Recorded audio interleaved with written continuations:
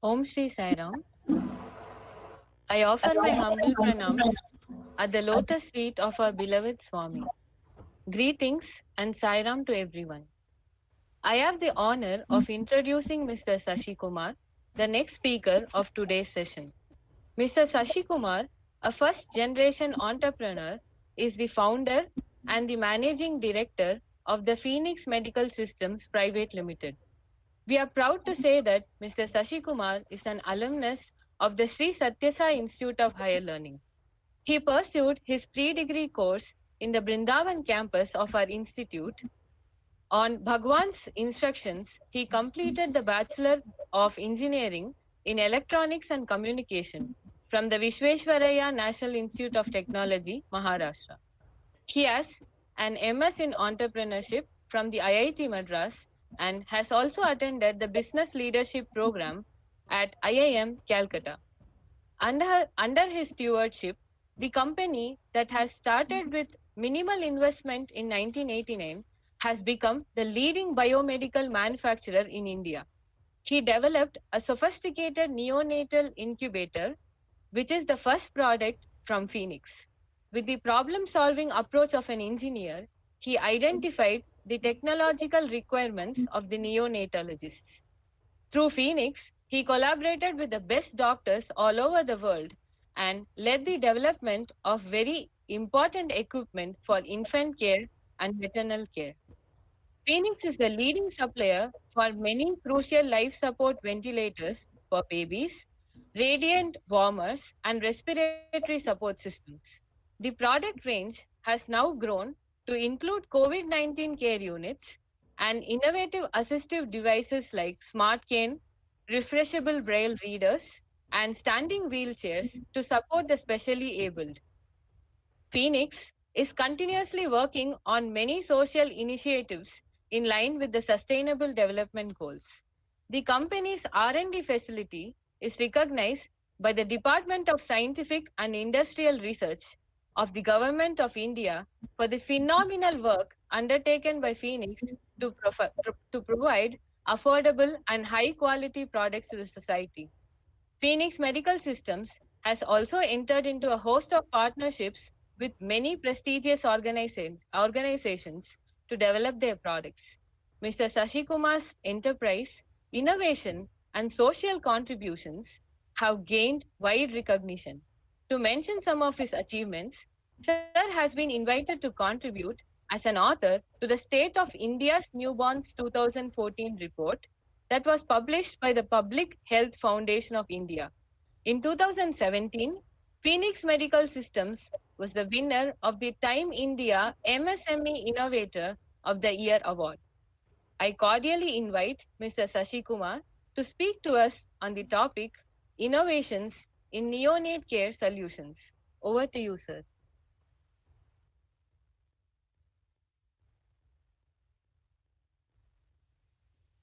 Okay, so let me start off. So one of the things which I definitely would like to make you all understand is what's the neonatal care first. So I mean, to give you a background, I don't know how many of you, I mean, because you're all in physics and of course science, are aware about what is the kind of, mortality in neonatal mortality. This is a very important economic indicator for a country. So if you look at it currently, the neonatal mortality is approximately around 28 per thousand live births in India. It's pretty high compared to, I mean, and so certain states are very, very high. And actually, if you look at it, 40, I mean, if you look at the child mortality, it is approximately 40 to 49 per thousand births. And if you look at 28 in the neonatal, which means that newborn baby period, which is after the baby is born till the first 28 days is called the neonatal period. And in that, 70% is during the, I mean, I'm saying in the child mortality, 70% is in the neonatal age.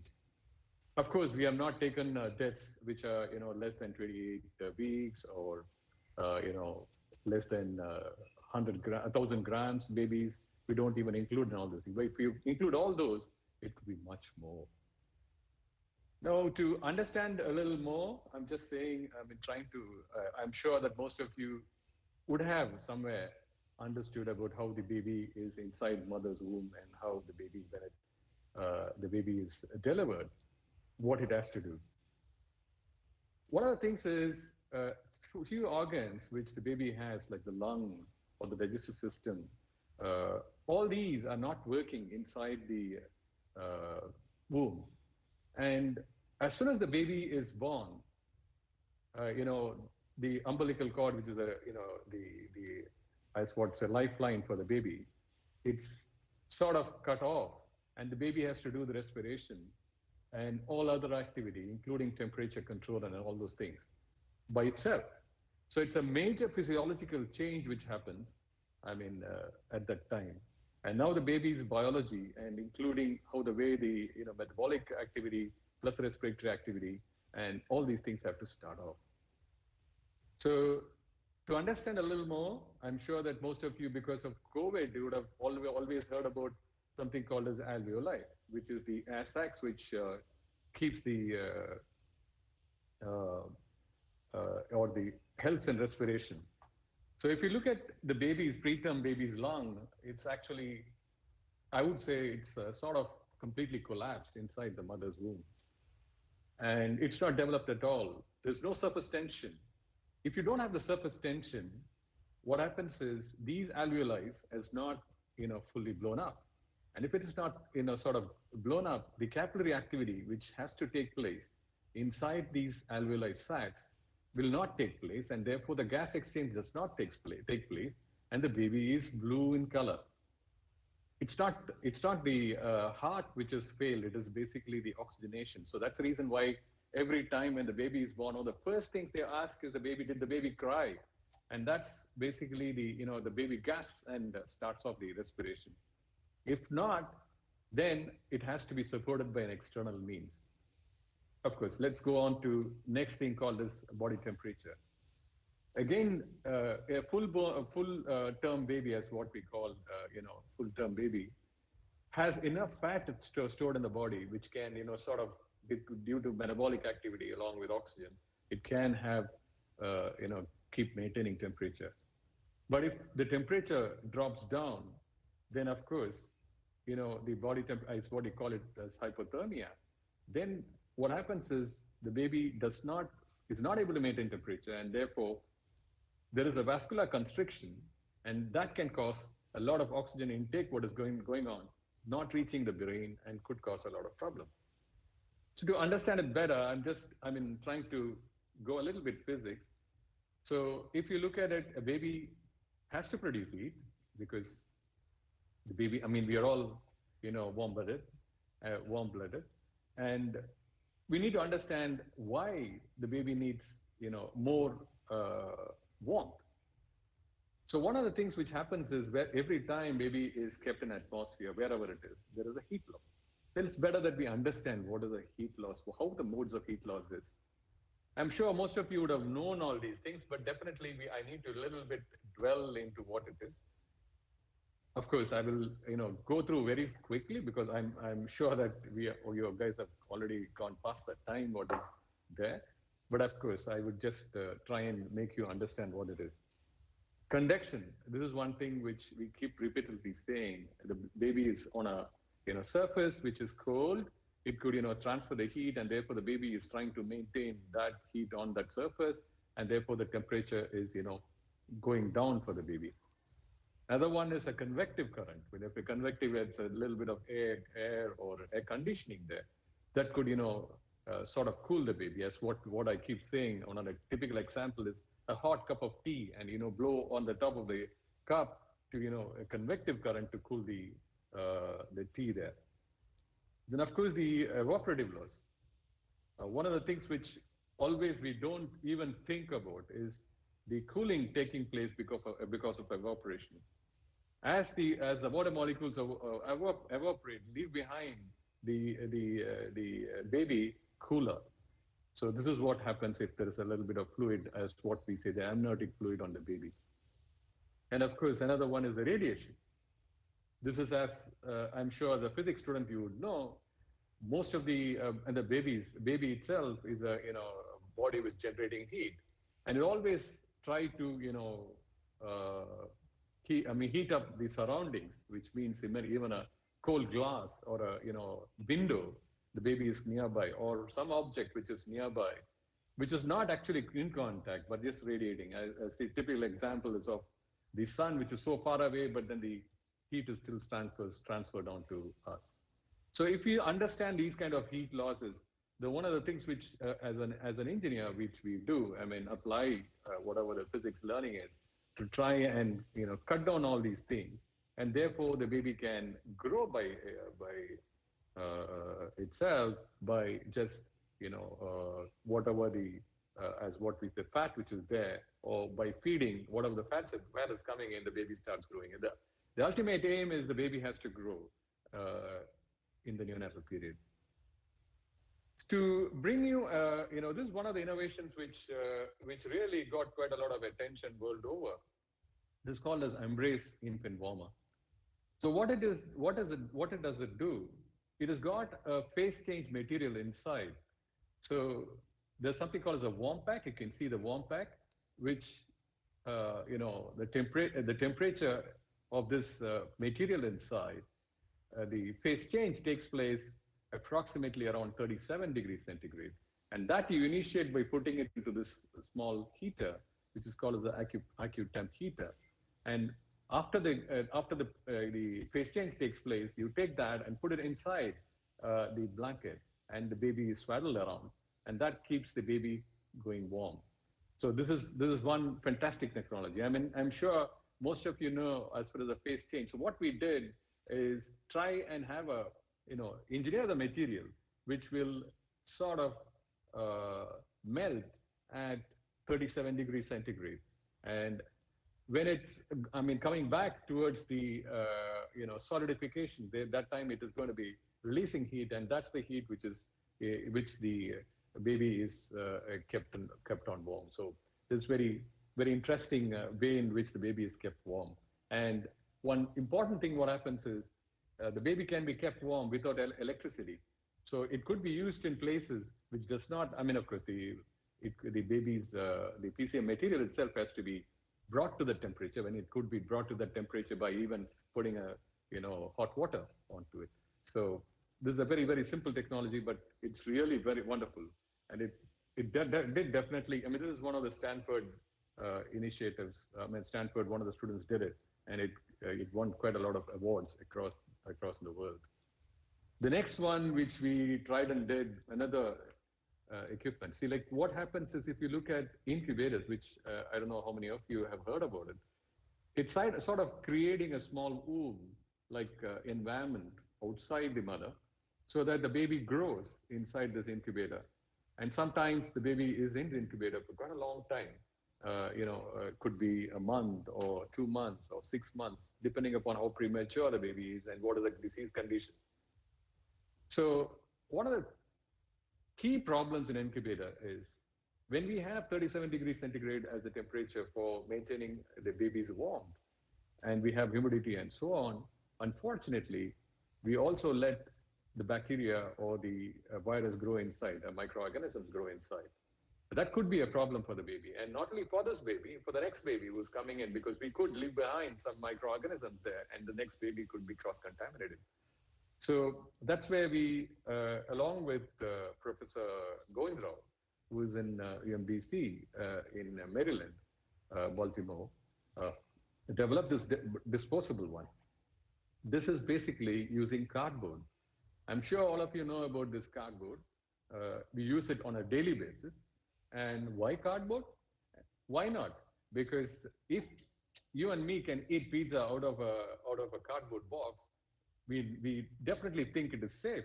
And why not the same thing used for just keeping the baby warm? And once the baby has grown to a particular state or particular weight, you throw that disposable incubator, and therefore you don't cross-contaminate, and it is much more, I would say, environmentally safer. So this is another thing which, as an innovation, we did. Neonatal infant jaundice, as I said in the beginning, the digestive system is not started off. So therefore, you have a lot of bilirubin put into the bloodstream.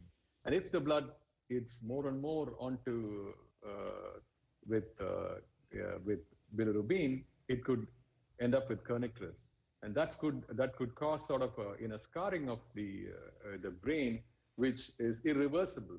And we have had, as what we say long back during my college days or school days, so we used to keep calling something called as village idiots. Maybe these guys had never got any kind of a treatment where the jaundice levels had gone up so much that it caused a problem with the brain. So how do we treat them? It was found that long back, again, in one of the one of the labs, what they had done was take a sample of the baby's blood and I think it was Saturday and Sunday, they left it on the windowsill. And actually, the baby was, the yellow pigmentation was pretty high. On the next day, when the lab came and took that blood sample and gave it to for checking out the bilirubin, they came back saying that the bilirubin is not there, but the baby has got too much of bilirubin. So they found that the sunlight could, sort of break down the bilirubin in the blood. And the question would be then, why not for adults? No, adults is different. That's, as for pathological jaundice, this is physiological jaundice because the liver started just functioning, and therefore it may be, throwing up quite a lot of bilirubin into the blood. So this device, or this LED, phototherapy, which using LED is what we do. And then this kind of a light spectrum where it is effective is what they found out.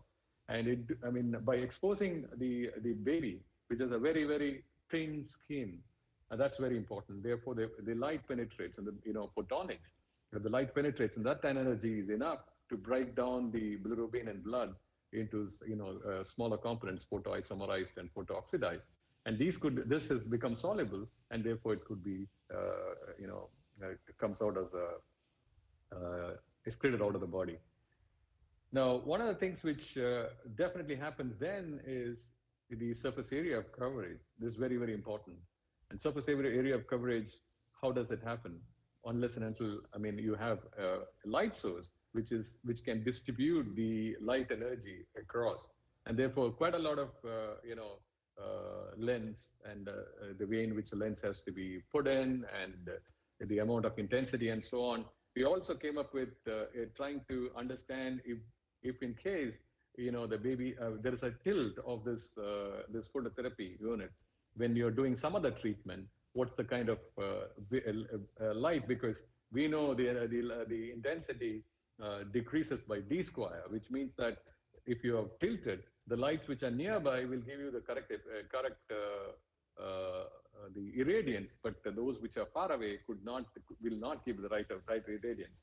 So these are the things which sort of brings you to try and figure out methods by which by tilting, when you're tilting, you could increase the intensity in certain light areas so that the intensity is maintained similarly. So we did this. And of course, the intensity measurement is another very important thing in this. I did discuss with your Professor Muthu long back at the institute to try and understand if there is a method by which we could measure the yellowness of the baby, so that we could sort of understand how much of bilirubin is there non-invasively. Currently, what is happening is they take the blood sample out and try and find out what's the kind of bilirubin in the baby. If we could do, for a baby, if we keep on doing these small, pricking on the baby, it's really bad. And it also, as they say, as what we say, we have to be really baby friendly. And these small little, disturbance of the baby really causes, as they say, the physiological damages we try and do during the neonatal period is so dangerous. Because if you look at it, the baby and the mother are supposed to be together during at least 6 months. So you've seen it. The baby is never possible. The baby, for example, any animal you take, they can just run across and try and do whatever they want as soon as they're born, but not the human babies. So it's very, very essential that we make instruments that are baby friendly.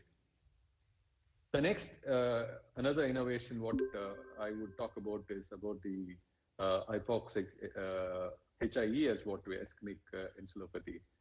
So what happens is sometimes when the baby is born, as I said, the baby has to do the respiration. If in case the baby does not do the respiration as soon as the baby is born, that's called as asphyxia. I mean, in the sense, the baby could be asphyxiated inside the mother. The baby tried to breathe, it could not breathe, or outside the mother, the baby is completely not breathing, maybe with fluids and so on. This a long period of exposure to no breathing, or the baby is not breathing for a long time, could cause irreversible brain damage. I mean, such as cerebral palsy, seizures, development delays, learning disabilities, and so on. So this is very critical. And they have found out that by doing heating and cooling therapy, they could reverse this. Not reverse, I would say stop it. So as soon as, I mean, within the 6 hour window, you need to do a rapid cooling of the baby, and then maintain at the cold temperature. When you say rapid cooling, it's not 0 degrees centigrade. We are talking from normal temperature is 37. You go down between 34 to 33. I mean, around 34.5. I mean, depends upon how the clinician is. Different clinicians have different temperatures, but in the bandwidth between 34 and uh, 30, 32.5. That's the kind of range they have. They keep the baby cool for 72 hours and then go up and slowly increase the temperature to normal temperature over 72. I mean, after that, around again another 72 to 96 hours. That's what they do. With this therapy, they are able to, kind of reduce the amount of damage which otherwise would have happened to the baby. So how did you do that? That's using the Peltier. So what we have done in this is using Peltier's principle, where the both side of heating and cooling. So one side we do the cooling with a kind of a Peltier-based engine, where we cool the baby very rapidly and keep the baby at that temperature. With a circulating water circulating mattress. So that's what we have done. And when the baby has to go up in temperature later, slowly we could do that by reversing the voltage, or reversing the current to the system. Yeah. So that's what you try and do. The next very interesting innovation is something called as NeoVent.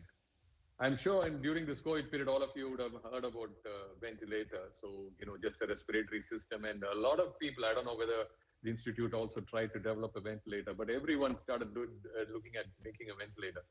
It's just, making sure respiration is done.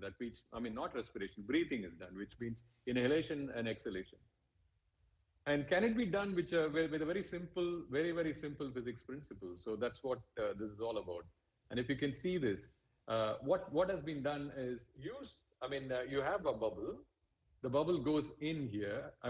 There is a water jar in which you keep a small float, and you let the bubble come and trap onto this particular float. And as the number of bubbles go up, the float will slowly rise up. You can see that in the picture here. Yeah. So that's what happens. So with that, you could do a respiration, that is inhalation, exhalation. That's a fantastic thing. It's no need for your expensive ventilator.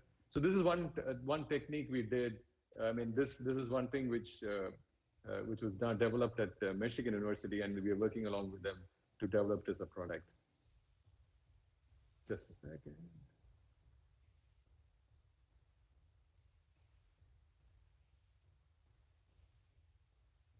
Sorry.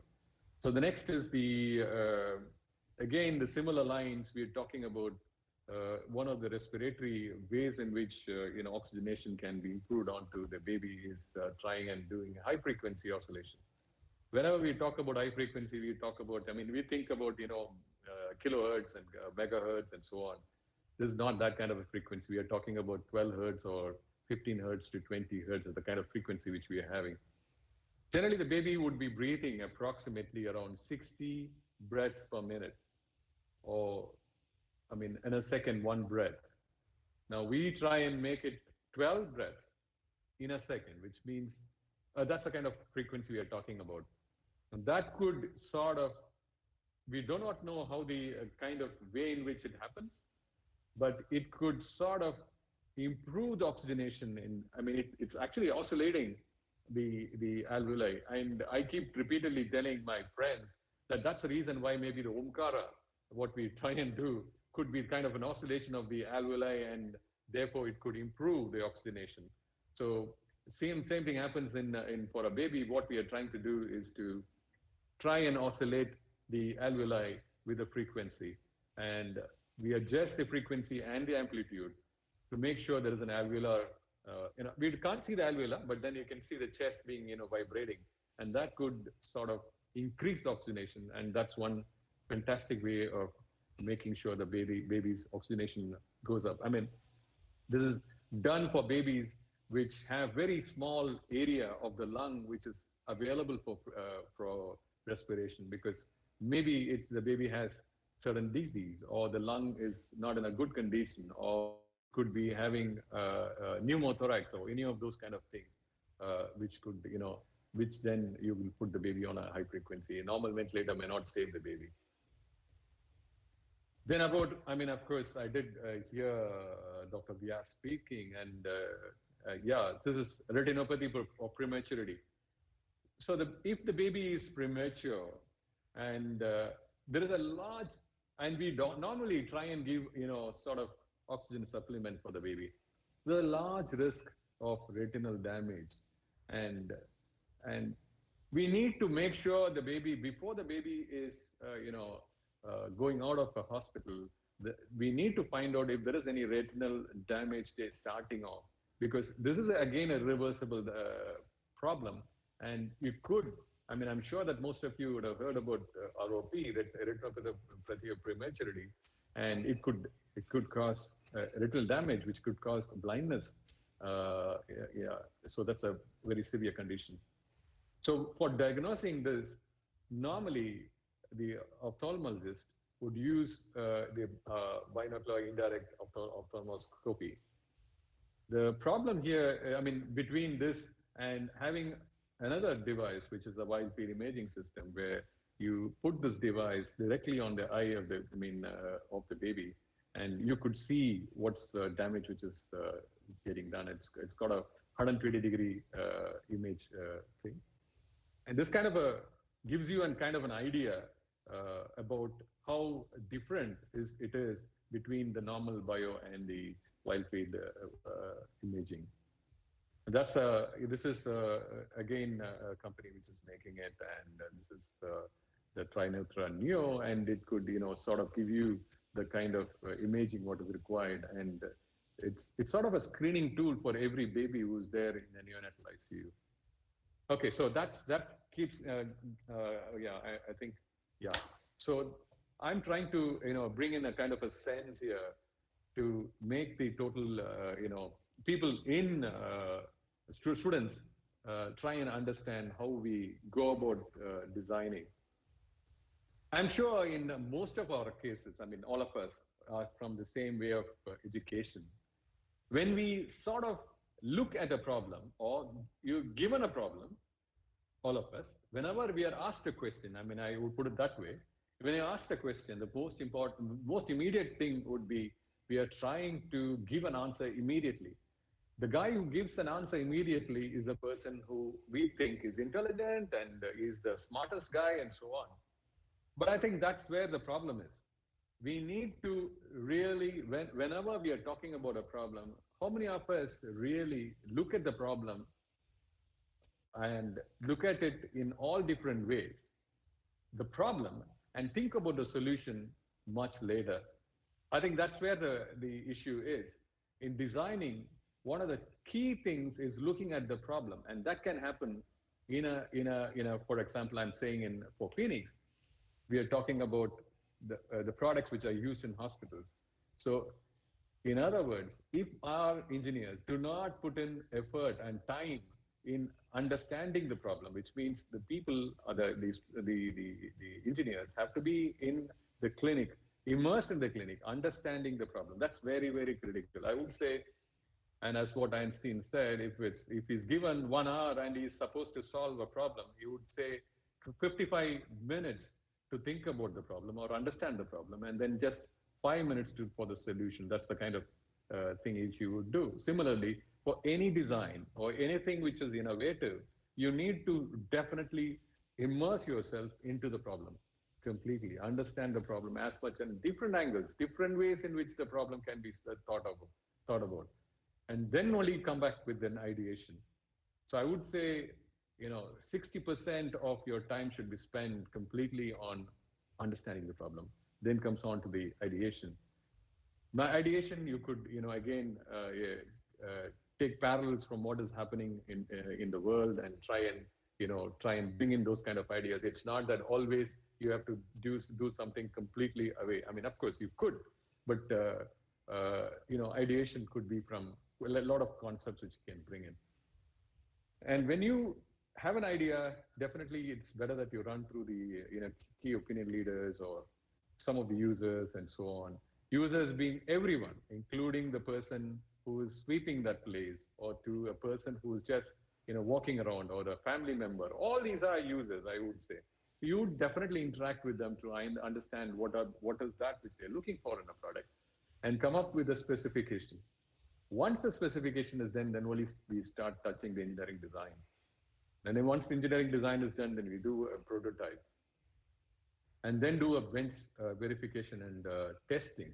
And if it is okay, we go into the next level. Otherwise, you go back to engineering design and build the prototype.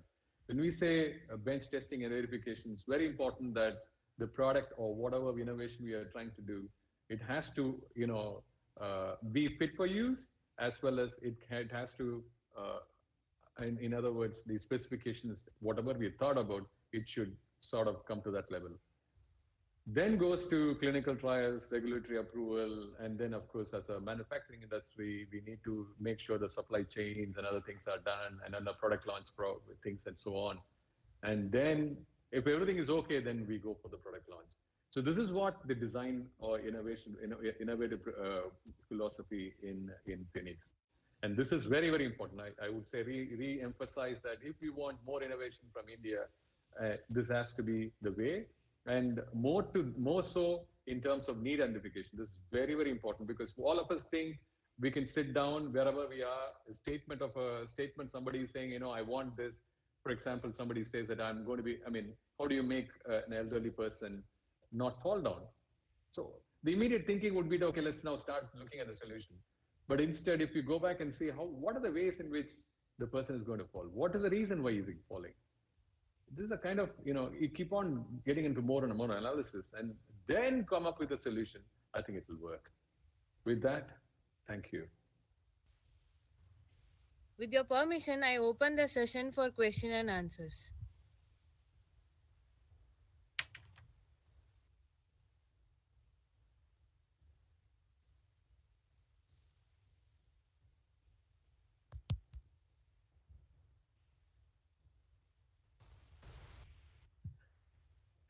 Thank you, sir. Thank you for a wonderful presentation.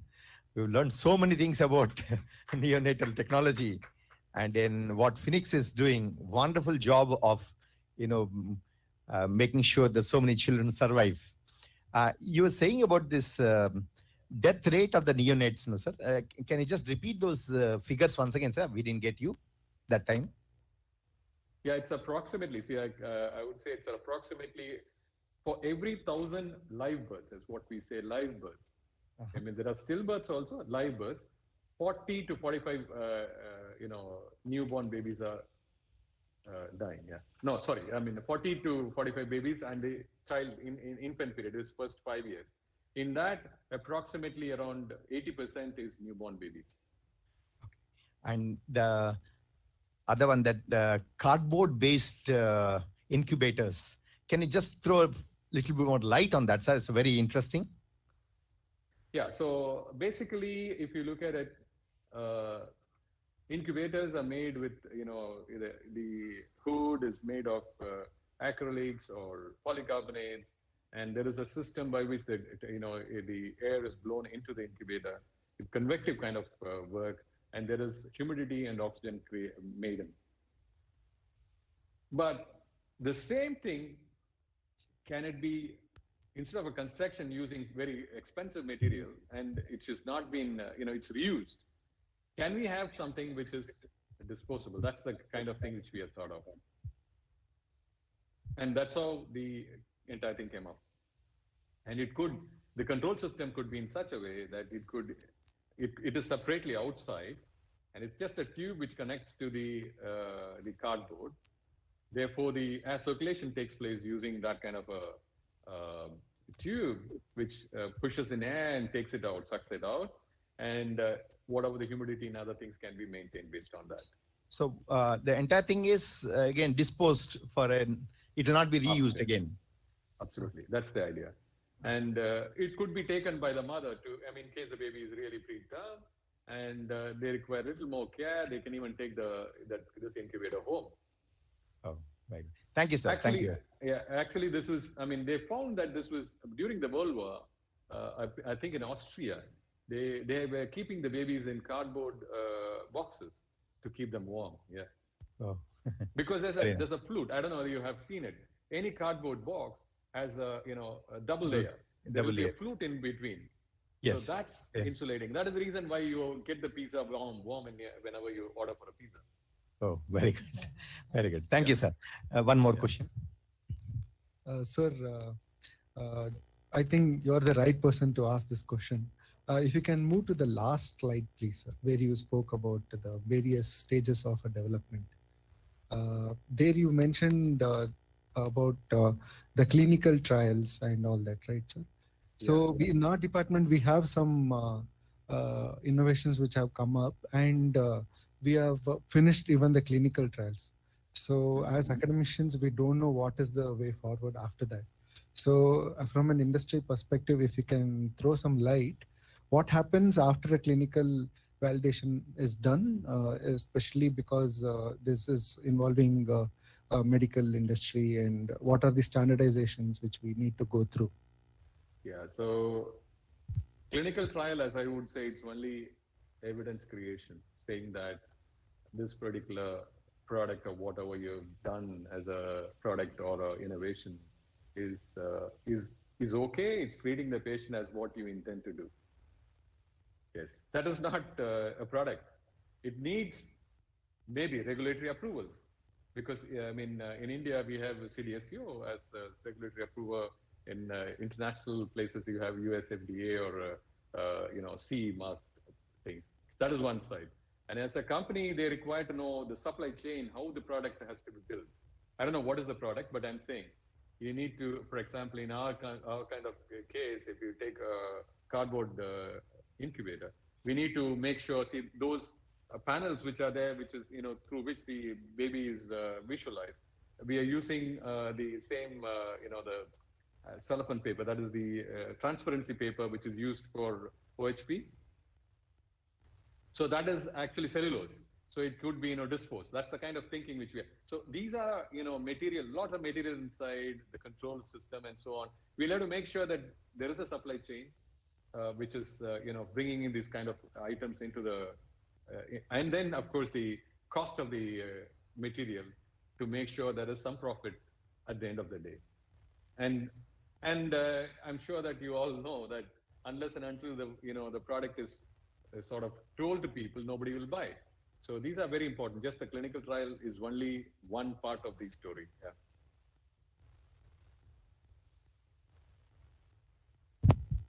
Thank you, sir.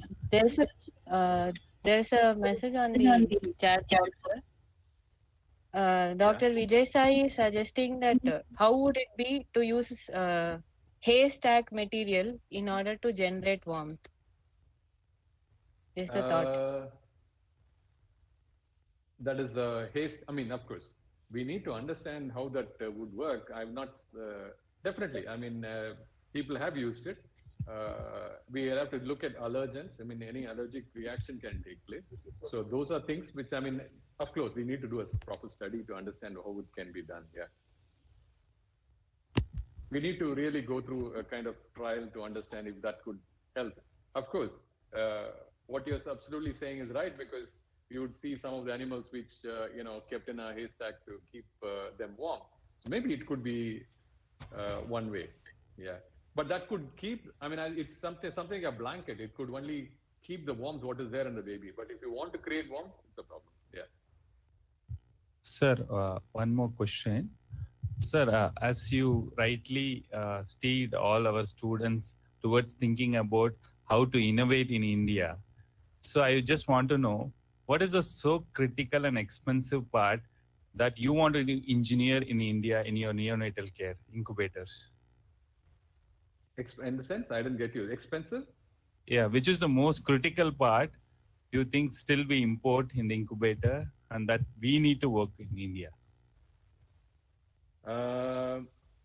See, if you look at it, mostly one of the critical things in any of these, whatever we are talking about in medical instrumentation, is sensing.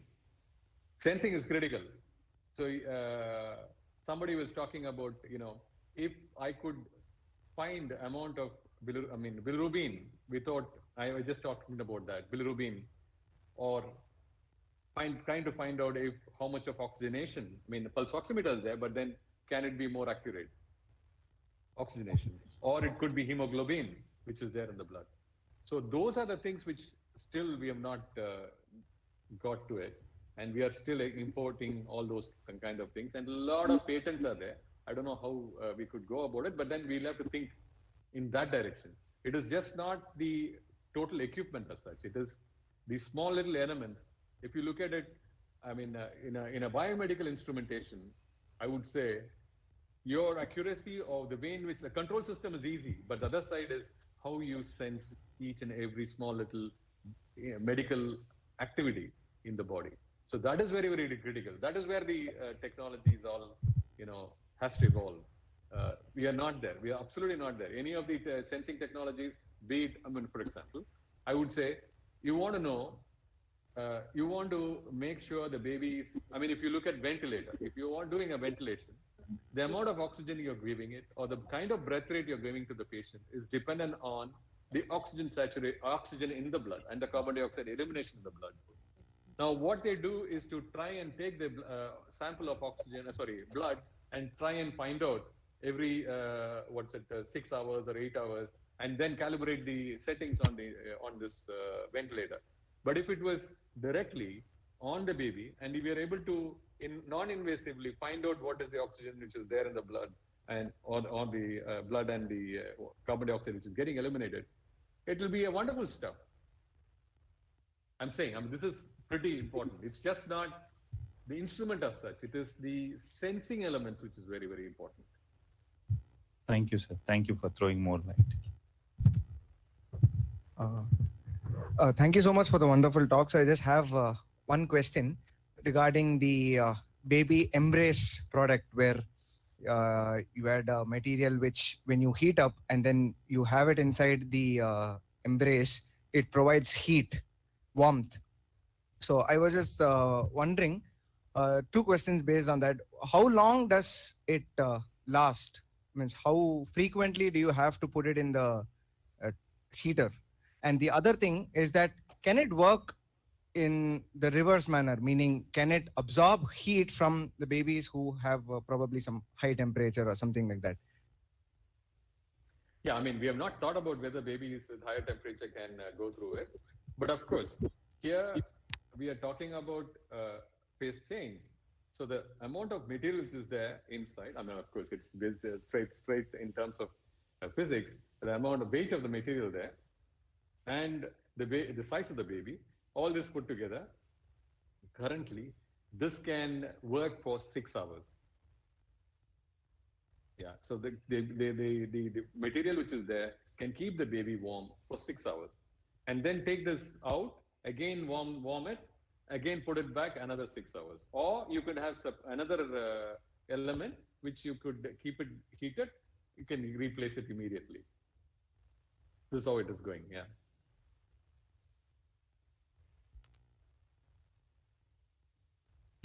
Thank you, sir. Thank you. Are there any more questions? Okay. If there are no more questions, I would like to take this opportunity to thank you, sir. We are amazed at the remarkable contributions made by you and your team at the Phoenix Medical Systems. It was very educative and useful to know the design philosophy, which is like a map process from seed thought to the final life-saving product. Applying basic physics principles to create beneficial technology is the research vision of our revered founder, Chancellor Bhagwan Baba. I'm sure that you to bring out the best from our research and contribute to the society in whatever ways possible. Thank you, Sairam. Sairam.